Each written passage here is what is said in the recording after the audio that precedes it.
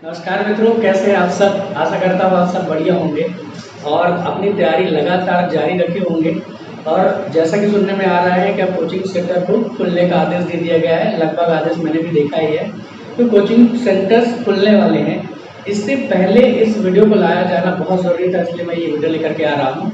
तो आज मैं प्रारंभिक परीक्षा पर थोड़ी सी चर्चा करूँगा कि प्रारंभिक परीक्षा की तैयारी करने से पूर्व हमें क्लास ज्वाइन करनी पड़ती है। बहुत सारे लोगों ने क्लास ज्वाइन करने के बारे में सोच लिया होगा और ज्वाइन करने वाले भी होंगे।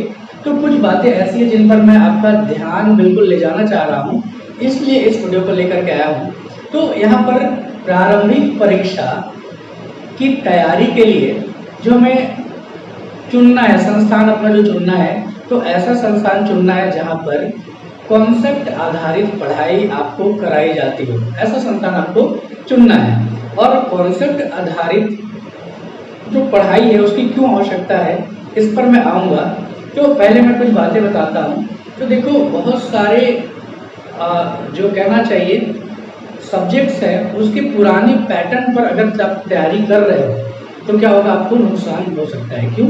क्योंकि देखो, बहुत सारे पुराना पैटर्न जो पढ़ने का तरीका वो फैक्ट आधारित है, वो तथ्य आधारित है। अगर आप तथ्य आधारित तैयारी करते हैं तो बहुत सारी चीज़ें छोड़ने की संभावना बनती है और फिल्म के लिए नुकसान हो सकता है। जबकि आप कॉन्सेप्ट बेस्ड तैयारी करें, कॉन्सेप्ट प्लस तथ्य, है ना, दोनों मिला करके अगर आप तैयारी करेंगे तब आपका प्रीलिम्स निकलेगा। और मैं ऐसा इसलिए कह रहा हूँ क्योंकि एक क्वेश्चन है संविधान का, जिस पर मैं अभी चर्चा करूंगा और आपका ध्यान उसकी तरफ ले जाऊंगा कि कैसे क्वेश्चंस आ रहे हैं। तो आपको बात समझ में आएगी कि आपको कॉन्सेप्ट आधारित तैयारी करने की जरूरत है। लगभग सभी सब्जेक्ट में मैं कहूँगा, कुछ सब्जेक्ट छोड़ सकते हैं, जैसे छत्तीसगढ़ थोड़ा सा ही छोड़ा जा सकता है उसको भी। उसमें भी आपको संदर्भ आधारित पुस्तकें पढ़नी पड़ेगी। संदर्भ पुस्तकें मतलब क्या होता है, रेफरेंस बुक्स जिसको बोलते हैं, रेफरेंस बुक्स, है ना, वो आपको पढ़नी पड़ेगी, तब जाकर के आपका सिलेक्शन होगा, है ना। तो आज मैं एक क्वेश्चन ले रहा हूँ, डेली मैं कोशिश करूंगा कि एक एक क्वेश्चन, अच्छे क्वेश्चन जो आपको प्रारंभिक परीक्षा की समझ की ओर ले जाएं और आप प्रारंभिक परीक्षा निकाल सके, इसके लिए मैं एक एक क्वेश्चन पर चर्चा करता रहूंगा। तो पहले आज हम संविधान का प्रश्न देख लेते हैं। संविधान का एक ऐसा प्रश्न जो तथ्य आधारित ना होकर के पूर्णतः कॉन्सेप्ट आधारित है, पूरा का पूरा समझ आधारित है, तो इस पर हम चर्चा करते हैं। तो देखिए, आपको ये दिख रहा होगा, यहाँ पर से थोड़ा सा मैं इसको जूम आउट करता हूँ तो आपको ये दिखाई नहीं देगा। ठीक है, ये रहा, थोड़ा सा जूम आउट हो गया। ये देखते हैं यहाँ पर जो एक क्वेश्चन है, कैबिनेट समितियों से संबंधित निम्नलिखित कथनों को पढ़िए तथा सही विकल्प को चुनिए। ये क्वेश्चन है, क्या कहा इसमें, तो कैबिनेट समितियों के संबंध में प्रश्न आया हुआ है। ठीक है, ज्यादातर पुराने पैटर्न्स में जहाँ पर पढ़ाई होती है वहां पर कैबिनेट समिति नहीं पढ़ाई जाती है। ठीक है, इसलिए बहुत सारे लोगों से इस बार ये प्रश्न गलत हुआ था। ठीक है, तो यहाँ पर देखो क्या कहा इसमें, कथनों को पढ़ने के लिए कह रहा है और विकल्प को चुनने के लिए कह रहा है। तो हम देखते हैं कथनों को पढ़ते हैं और विकल्प को चुनते हैं क्या। तो पहला कथन है कि संविधान में कैबिनेट समितियों का उल्लेख नहीं है। तो ये बात आप जानते होंगे, अगर पढ़ा हुआ ठीक ठाक आपने, तो कैबिनेट शब्द ही उल्लेख नहीं था मूल संविधान में।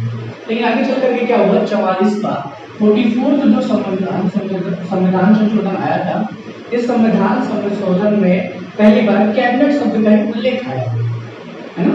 और उसके बाद फिर तब जाकर के फिर क्या हुआ, बाद में प्रधानमंत्री के द्वारा विभिन्न प्रकार की जो समितियां बनाई जाती थी उनको कैबिनेट समितियां कहा गया। और संविधान में अभी भी कैबिनेट समितियों का उल्लेख नहीं है, लेकिन कैबिनेट शब्द अवश्य आता है। ठीक है, तो अब ध्यान में रखना, मूल संविधान में नहीं था, 44th अमेंडमेंट में आ गया और कैबिनेट समिति का उल्लेख अभी भी संविधान में नहीं है। इसलिए ये कथन क्या हो जाएगा, बिल्कुल सही हो जाएगा, कैबिनेट समितियों का उल्लेख नहीं है। ठीक है, दूसरा कथन क्या कहता है, तो दूसरा कहता है कैबिनेट समितियां प्रधानमंत्री द्वारा समय की जरूरत, परिस्थिति की आवश्यकता को ध्यान में रखते हुए गठित की जाती है। बिल्कुल ठीक बात है, कैबिनेट समिति क्या की जाती है, प्रधानमंत्री द्वारा समय की जरूरत, परिस्थितियों, आवश्यकता को ध्यान में रखते हुए गठित की जाती है। ठीक बात है ना। ये समय और परिस्थितियों के अनुसार प्रधानमंत्री इसकी गठित करते हैं, क्योंकि ये क्या है, कैबिनेट समिति है। तो कैबिनेट समिति के या कहें कि कैबिनेट के अध्यक्ष ही क्या है, प्रधानमंत्री, इसलिए इसमें कैबिनेट समितियों की गठन संबंधी प्रक्रिया उनके द्वारा पूर्ण की जाती है। बिल्कुल ठीक बात है। एक तीसरा भी कथन है, यह हम देखें, यदि प्रधानमंत्री समिति के सदस्य हों तो यह आवश्यक नहीं कि वे अध्यक्ष हों। ठीक है, अब देखो यही क्वेश्चन है जहाँ पर यही सेंटेंस है जहाँ पर अधिकतर लोग फंस गए थे, है ना। तो हम इस पर आते हैं, क्या कह रहा है ये कथन, इसको प्रॉपर करके देखते हैं हम। ठीक है, तो देखो यहाँ से, यदि संसदीय मामलों की समिति के प्रधानमंत्री अध्यक्ष हों तो क्या किया जाता है, तो प्रधानमंत्री होते, संसदीय मामलों की समिति के अध्यक्ष प्रधानमंत्री होते हैं। ठीक है, ये वाला कथन था। इसके अलावा एक और कथन हमने देखा था, यदि प्रधानमंत्री समिति के सदस्य हों तो यह आवश्यक नहीं है कि वे समिति के अध्यक्ष हों। तो ये देख रहे हो दोनों बातों को। तो पहले ध्यान से देखना, यदि प्रधानमंत्री समिति के अध्यक्ष हों, यहाँ पर क्या कहा, समिति के अध्यक्ष, और नीचे में क्या कह रहा है, संसदीय मामलों की समिति। देख रहे हो क्या कह रहा है, संसदीय मामलों की समिति। ऊपर में कौन सी समिति कहा था इसमें, तो ऊपर में अगर ध्यान से देखोगे तो बात पता चलेगी, ऊपर में वो कैबिनेट समिति की बात कर रहा है। क्लियर है, यहाँ पर से देखो, ध्यान में बात समझ में आएगी, तीनों शब्दों को बड़े ध्यान से देखो तो बात समझ में आ जाएगी। यहाँ पर कैबिनेट समिति कह रहा है, यहाँ पर प्रधानमंत्री समिति के अध्यक्ष, कौन सी समिति नहीं बता रहा, यह बात है।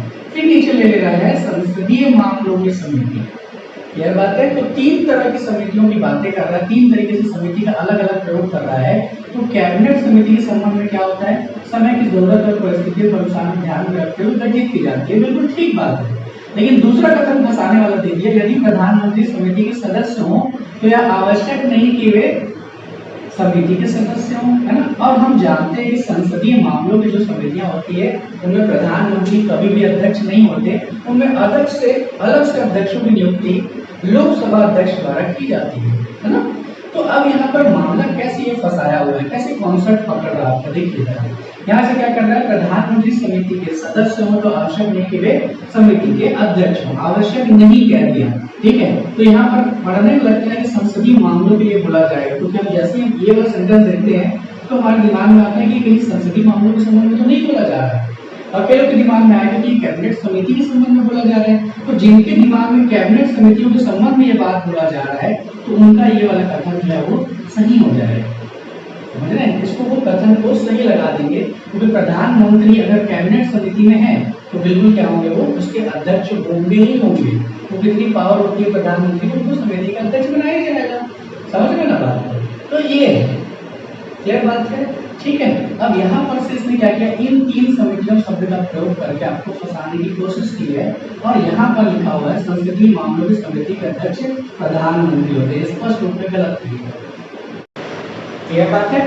तो अब हम देखते हैं यहाँ पर से हम फिर से इसको देखें तो कौन कौन से मामले यहाँ पर गलत है, कौन कौन से सही है, हमको समझना चाहिए एक बार। तो देखिए इसमें से संविधान में कैबिनेट समितियों का उल्लेख नहीं है, बिल्कुल सही बात है। कैबिनेट समितियां प्रधानमंत्री द्वारा समय की जरूरत एवं परिस्थिति की आवश्यकता को ध्यान में रखते हुए गठित की जाती है, ये भी बात सही है। उसके बाद प्रधानमंत्री सदस्य हो तो आवश्यक नहीं कि वे समिति के अध्यक्ष हो, ये बात गलत हो गई। इसके बाद संसदीय मामलों की समिति के अध्यक्ष प्रधानमंत्री होते हैं, ये बात भी गलत हो गई। इसलिए इसका उत्तर क्या होगा, तो इसका उत्तर होगा हमारा यहाँ पर से सभी कथन सही है, तो गलत हो गया, सभी नहीं है।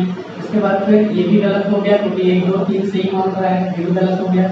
उसके बाद फिर कह रहा है कथन 2 3 4 सही है, लेकिन कथन 1 गलत है, नहीं ये भी गलत था, ठीक है, ये भी गलत हो गया। उसके बाद चौथा वाला कथन सही है, क्योंकि कथन 1 2 सही है, लेकिन कथन 3 व 4 गलत है, ठीक है। ये बात ठीक हो रहा है, क्योंकि पहला कथन सही था और दूसरा कथन सही था, जबकि तीसरा और चौथा ये गलत थे, है ना। तो इसलिए अब आपको ये बात बिल्कुल अच्छे से समझ लेनी चाहिए कि कॉन्सेप्ट आधारित पूरा संविधान का क्वेश्चन पूछ रहा है, इसलिए संविधान में बेहतर से बेहतर अगर आपके पास समझ है तभी आप क्या कर पाओगे, संविधान के क्वेश्चन कर पाओगे।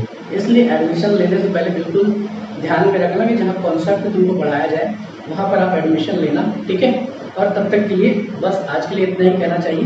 तो तब तक के लिए और किसी वीडियो में मिलता हूँ, ठीक है। धन्यवाद, बहुत बहुत धन्यवाद।